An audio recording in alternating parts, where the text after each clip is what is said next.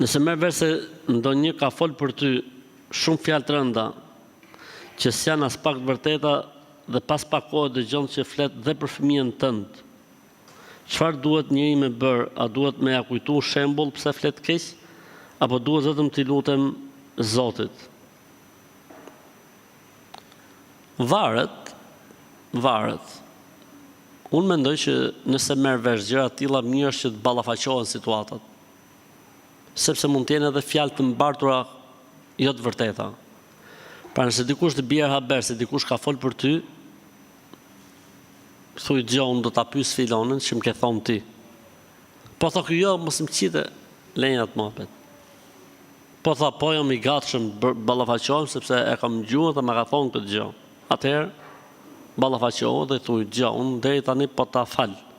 Po sot e tutje, unë s'ta bëj halal këtë gjë për shembull edhe kështu.